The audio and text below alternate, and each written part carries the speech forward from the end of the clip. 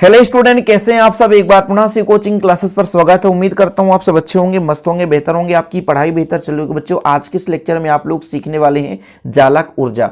11th class के लिए special रूप से चैनल बनाया गया है। 11th क्लास के यदि आप पढ़ाई कर रहे हैं तो प्लीज आप इस चैनल पर अभी जुड़ जाइए, अर्थात चैनल को सब्सक्राइब करके बेल आइकन प्रेस कर लें। आज के इस लेक्चर में आप लोग सीखने वाले हैं कि किसी भी आयनिक क्रिस्टल का जालक ऊर्जा क्या होता है और ये किन कारकों पर निर्भर करता है। एग्जाम में क्वेश्चन कैसे पूछा जाता है कि जालक ऊर्जा किसे कहते हैं तथा ये किन कारकों पर निर्भर करता है। तो बस 3 नंबर का क्वेश्चन पूछा जाएगा, 1 नंबर में तो इसकी परिभाषा पूछ दी जाती है।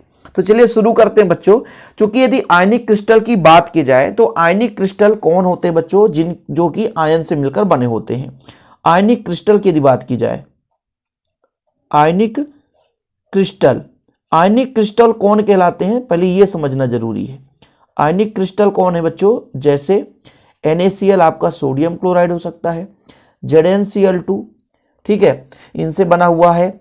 ठीक, और जैसे मान लीजिए KCl है बच्चों, ठीक, ये आपके क्या है, आयनिक ठोस हैं और इन्हीं से बनता है आयनिक क्रिस्टल रूप। आप घर में सबसे बेहतर एग्जांपल देखेंगे इस सोडियम क्लोराइड का, NaCl का। जो ठोस होता है ना बच्चों, मार्केट में मिलता है 100 रुपए में बोरी, तो वो आपका NaCl क्रिस्टल के रूप में पाया जाता है। अब ये किससे मिलकर बना हुआ है, तो Na पॉजिटिव और Cl निगेटिव से मिलकर बना हुआ है। जब Na पॉजिटिव और Cl निगेटिव आपस में जुड़ते हैं तो कहीं ना कहीं प्रबल आकर्षण बल से एक दूसरे को खींचते हैं, तो इससे ऊर्जा मुक्त होती है, जिसे हम जालक ऊर्जा कहते हैं। एकदम डीप में समझाने की कोशिश कर रहा हूं, थोड़ा समझने की कोशिश करिए।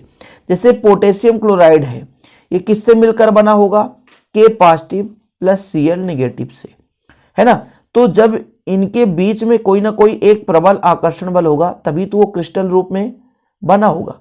जैसे मान लीजिए हमारा कोई भी 2 आयंस है, 2 आयंस जब आपस में पास आएंगे तो उनके बीच प्रबल आकर्षण बल लगेगी और फलस्वरूप बच्चों उससे ऊर्जा मुक्त होगी, वही जालक ऊर्जा कहलाएगी। जालक का मतलब क्या होता है, जैसे कई रचक इकाई घटक आपस में मिल करके, है ना, एकत्रित हो जाते हैं तो जालक का निर्माण करता है। जैसे हमारा जो ठोस होता है कैसे बनकर, किससे मिलकर बना होता है, या तो अणु से मिलकर बना होता है, या तो परमाणु से मिलकर बना होता है, या तो आयन। तो जब कई सारे परमाणु एक निश्चित क्रम में व्यवस्थित हो जाते हैं तो जालक का निर्माण करते हैं बच्चों। क्या करते हैं, जालक का निर्माण। जैसे यहां पर आप देखो, इस प्रकार से आपको एक जालक दिखाई देगा, ठीक है, ऐसे। तो देखो जरा, जालक दिखाई देने लग गया, यानी छोटे छोटे आपको आकृत दिखाई दे रहे हैं, मतलब जो क्रिस्टल्स के आयंस हैं या परमाणु या अणु हैं एक दूसरे से बंधे हुए हैं, तो ये जालक हो गया। अब इस जालक को बनने में, जैसे मैंने कहा ये जालक बन गया, अब इस जालक को बनने में कहीं ना कहीं एनर्जी लॉस हुआ होगा, कहीं ना कहीं एनर्जी जो है उत्पन्न हुआ होगा, वही एनर्जी बच्चों कहलाता है आपका जालक ऊर्जा। देखिए, 1 मोल आयनिक क्रिस्टल का पहले आयंस के रूप में है, जैसे मैंने कहा A पॉजिटिव और प्लस B निगेटिव के रूप में है, ठीक है।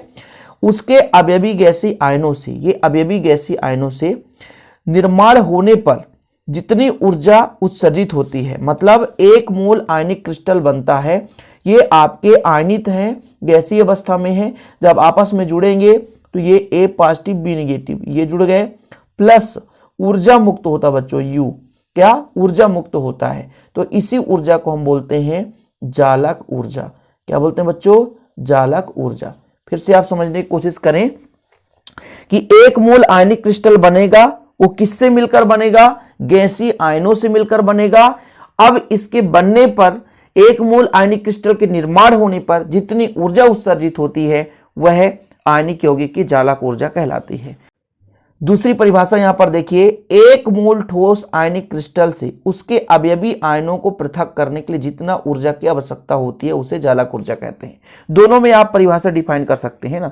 बोला यह गया कि ये आयनिक रूप से है, गैसीय अवस्था में है, इसको क्रिस्टल में बनाया गया तो इससे ऊर्जा मुक्त हुई, या कि इस क्रिस्टल को तोड़कर आयन के रूप में अपघटित किया गया तो इसमें जो ऊर्जा लगेगी, ठीक है। तो वो दोनों परिभाषा बच्चों जालक ऊर्जा कहलाएगी, ठीक है। कोई दिक्कत तो नहीं है, दोनों परिभाषा फिर से समझने की कोशिश करेंगे कि 1 मोल हमें ठोस बनाना है तो इसके आयनों से बनाना है।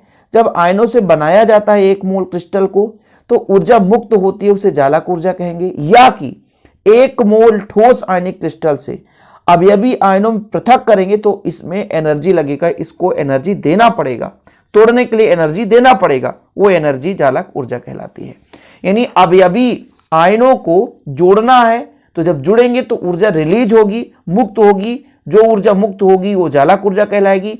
या कि 1 मोल आयनिक क्रिस्टल को तोड़ना है तो जो उसे हम एनर्जी देते हैं, जो ऊर्जा लगती है, वो आपकी चालक ऊर्जा कहलाती है। ठीक है, 2 कारकों पर निर्भर करती है, एक आयन का आकार, दूसरा आयनों पर उपस्थित आवेश। आयनों का आकार छोटा होने पर उनके नाभिकों के बीच की दूरी का मान कम होता है, जिससे उनके बीच लगने वाला आकर्षण बल का मान बढ़ जाता है।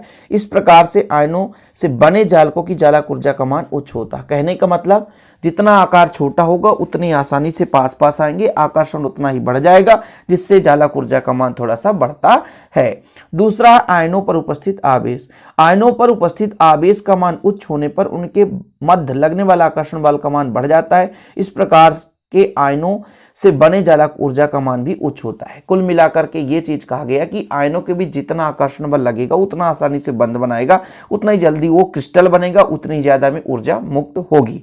आयन का आकार यदि छोटा है तो भाई नाभिक पास पास होंगे, ठीक है, मतलब नाभिकों के बीच की दूरी का मान कम होगा, जिससे लगने वाला आकर्षण बल प्रबल हो जाएगा और जल्दी से वो क्रिस्टल के रूप में रूपांतरित होगा, ज्यादा मात्रा में ऊर्जा मुक्त होगी।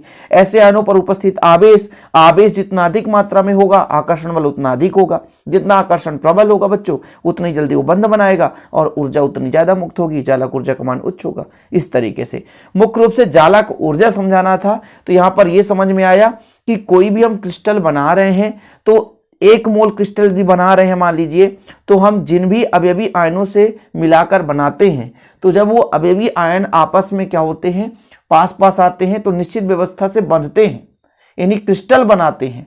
और उस क्रिस्टल को बनाने के लिए जो ऊर्जा ह्रास होता है, जो ऊर्जा मुक्त होती है, उसे हम चालक ऊर्जा कहते हैं। ठीक है भाई, 2 आयन्स अलग अलग हैं, ए और बी, और दूर दूर स्थित है, उनको जोड़ना है, तोड़ना है, तो भाई उनके बीच में टकराव होगा, है ना, एनर्जी लॉस होगी, और वही जो एनर्जी लॉस होती है तो उसे हम बोलते हैं चालक ऊर्जा।